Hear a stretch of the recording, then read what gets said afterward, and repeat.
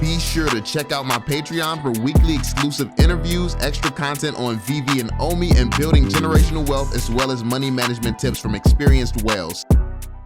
Yo, what's going on, y'all? I'm Cavell Anderson, and we're back with another Veve and Ecomi video. In this one, we're going to be checking out NFT Flinny, and he's going to be explaining why three reasons why he's not cashing out. So I guess he just got verified on Veve. I got verified on Veve a few days ago, so that's pretty cool. I am looking forward to having the ability to cash out, but yeah, I'm not going to be cashing out either, man. I'm definitely not going to be cashing out. I think that a lot of people are very excited and want to, I guess, get what they can get right now. Me personally, I feel like I have some very good investments, and I mean, they're not going to reach anywhere near their prime anytime soon. So I won't be cashing out before we have tens of millions of people on the platform. I'm gonna be honest with you. I have no reason to cash out. And also, I believe things like renting is going to bring much more value than actually selling your assets this early on before we even know what it is. Like it's just way too early. We don't even know what Veve is going to become. We don't have a metaverse. We have no utility tied to any of these things. I mean, there's really no reason to be selling at these type of low prices. But I think that most people just can't imagine the prices going too much higher than they actually are right now. And they do actually have the potential to go very much more high than people may realize. So yeah, I mean, but I talk a little bit more about the prices and how they have the ability to exponentially rise over on the Patreon. So check that out if you want. If not, it's fine. But yeah, let's get into it. Be sure to drop that thumbs up, subscribe, and turn on notifications. Be sure to check out NFT Flinny, and let's get into it, y'all. About a week ago, I received my whitelist email to be able to get verified on Veve. And eventually, you'll need to be verified to participate in just about every single part of the Veve app, but probably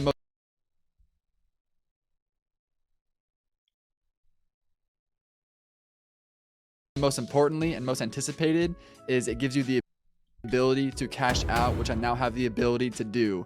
And here is why I am not gonna do it. If you decide that you want to cash out, or if it's best for your situation, whatever it might be, I'm not holding anything against you. More power to you. Take your profit when you can. This video is just about my personal reasonings as to why I'm, in my opinion, nobody should be cashing out right now. Reason being is because if you didn't sell at higher prices, and you're selling right now in a bear market just so you can cash out, that means you're selling that as probably as low as most of the stuff you were holding is going to get. You're probably selling as low as possible right now. That's probably what most people are doing right now if you hadn't already sold and had a lot of gems on the sideline. I'm not cashing out just yet, even though I now have the ability to. And at the end of the video, I'll be showing the entire process of when I got my email, how long it took to get verified, all that good stuff in case you're curious about how the process works, or if you want to know what it might look like for when you do it. So if you're curious about that, stick around until the end. So the first and maybe most obvious reason is that prices are just so low right now, the lowest we've seen them in a very long time. 6, 7, 8, maybe even more months than that. So I feel like I'd really be selling myself short when I sell right now. And also keep in mind that a lot of people, myself included, our money has been tied up for over a year, well over a year by now. And along with that, a lot of us have had the expectation that we were going to be able to cash out a long time ago. So this has been a long time coming. Money's been frozen, tied up for a very long time. And for good reason, a lot of people are very anxious to pull their money out immediately. So as you would imagine, I don't think that it's necessarily good reason. I think that most people, before you jump into an investment, you should understand the investment. Like, you're jumping into something that has potential to change the world. And when you see people jumping into Amazon and stuff like that, people were holding that for damn near a decade. Like, you gotta realize that certain investments are those type of investments that can really change your life and how long it will take to do so. This is a space that's the entire world is basically going to move to. So this has the potential to change your life. It's just going to take time. Like, NFTs hasn't even been accepted yet. It hasn't been adopted because all we have is these freaking JPEGs. And that's what people think that NFTs are. They don't even know the real use case for NFTs just yet. It's just been a buzzword, and people have been putting money behind that buzzword. At some point, the value of NFTs is going to be so great that everyone's using them. Not just because it's a buzzword or a trend, but because the technology is that powerful. And that's what's important about NFTs. So yeah, that's the point that we need to get to. Imagine, as was pretty much expected by a lot of people, prices are dropping significantly as people rush to cash out first or just as soon as they're able to. So I'm fortunate enough to be in a position where I don't need to pull money out right now. You know, don't get me wrong, it would for sure be nice to have a couple extra hundred or a couple extra thousand in my account. definitely. And if you need to sell to pay bills, whatever, go ahead, do what you got to do. But for my situation, I'm not going to go in a race to the bottom, try to undercut prices, try to sell whatever I can at whatever price it'll sell for. How I see it is that if you're able to weather this storm, then it will be greatly worth your while. By the way, this is not financial advice and will never be financial advice. Back during the last bull run, I was thinking, man, I want these prices to be back where they were before. I want a second chance to be able to go out and buy them. And now that chance is here, prices are the same as they were, if not lower, than, like I said, 6+ months ago. So if that was my mindset during a bull run, why would it change during this time if I still have the same conviction in the project, which I do? I actually have more than I did back then. So I'm seeing great deals on the market right now, and it makes me feel a lot better knowing that if I invested in these, wait 6 months, a year, maybe less, maybe more, I don't know, but just knowing that if/when prices do go up, I'll be able to cash out immediately makes me feel a lot better about continuing to invest in this project, continuing to put money into it. And that very worst case, if worse comes to worse, I could still sell for a loss and still recoup at least some of my money and be able to use that. It won't just be stuck as a worthless gem. And I saw this tweet from T-Bone76 that really sums up my thoughts about MTL. I think that people like should have known this. People should have known this from the start. I mean, that's why most of us invested. We know. I just woke up, y'all, kind of tired, but yeah, like people should know that this was coming, man. I don't know why people are always so shocked that we're getting, we're going to actually get cash out and stuff like that, and it's actually here. Like I know the feeling of it being here is just amazing, but this is why I was telling people from the start that it was coming, because it's obvious. Like, the team has delivered on everything. Like, you can have different perspectives. You can be around a bunch of losers, or you can be around a bunch of people who are successful. You choose who you're going to be around. You choose who you're going to learn from, and you choose what level you're going to play at in this industry. There's a lot of people who talk like they know what they're talking about, but there's just a bunch of losers who don't know anything at all. And then you have those of us who actually know what's going on. And there's groups of us who do. Like, if you surround yourself with some of us, you'll actually understand the vision, and you'll, like, this is why you have someone like me who's been in the community for a year straight, who will constantly call out the right thing, because I put in the work to actually understand it. It's not hard to understand. I don't view myself as that smart or anything. It's just I take the time to listen, and that's what people can't do. They can't shut up, get your emotions out of the way, and just listen. They're like, you can't.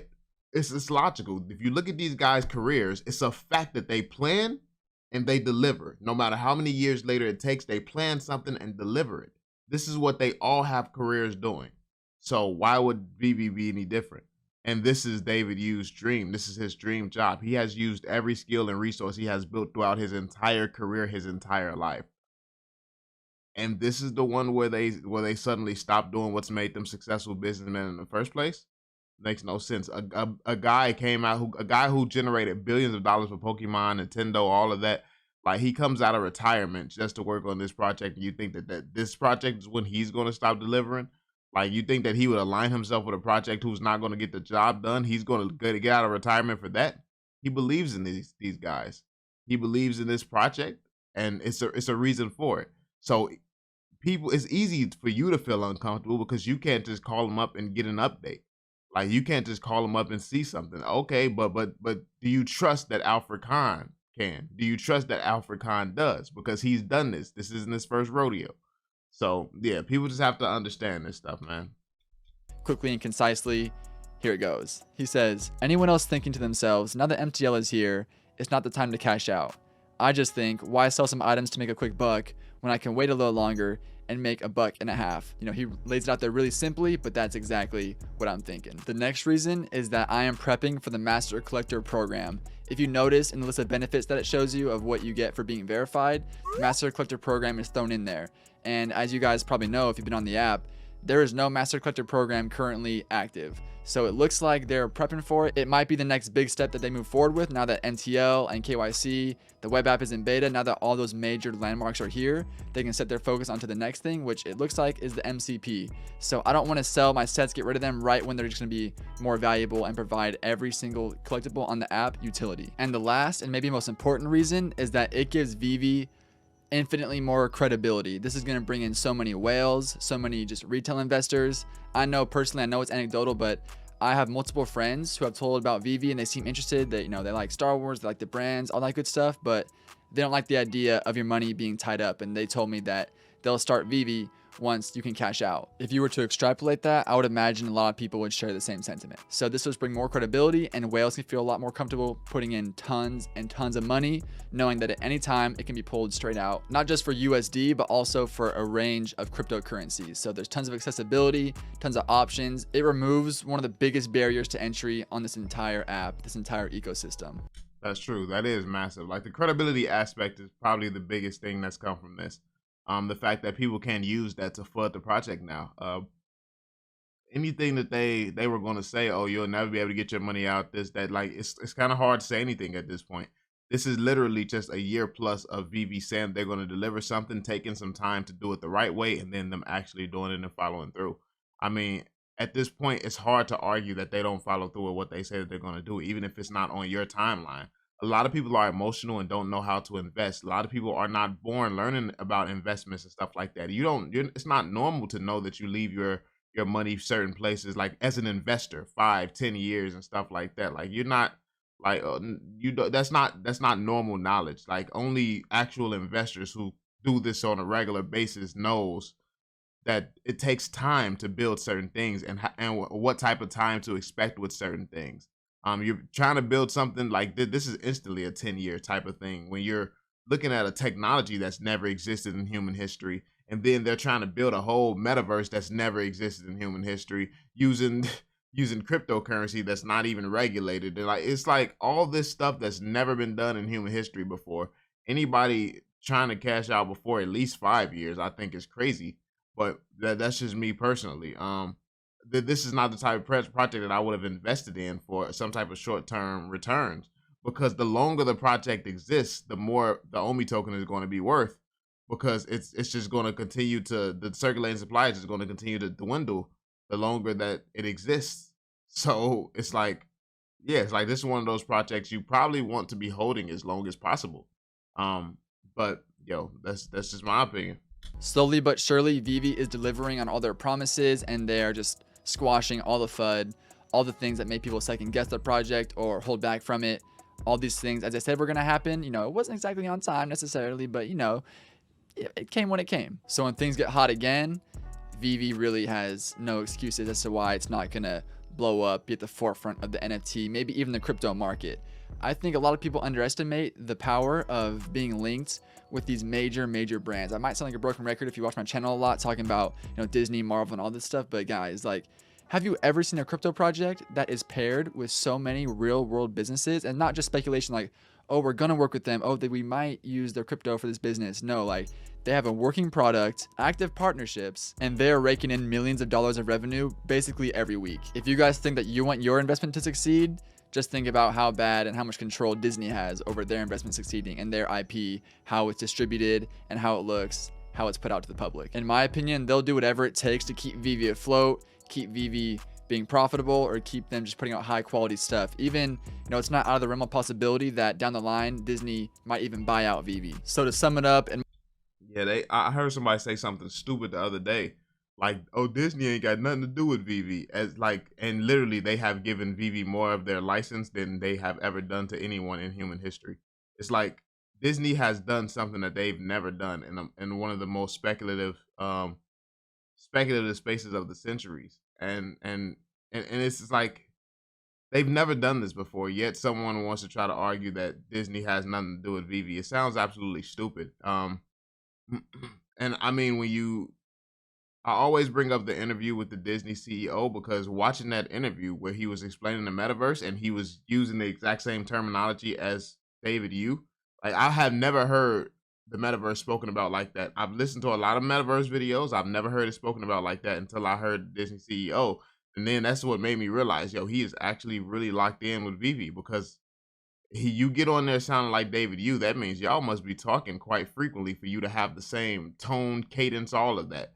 But, in my personal opinion, I think that if you want to make a better return on investment, if you just want more money in your pocket, you might be better off waiting.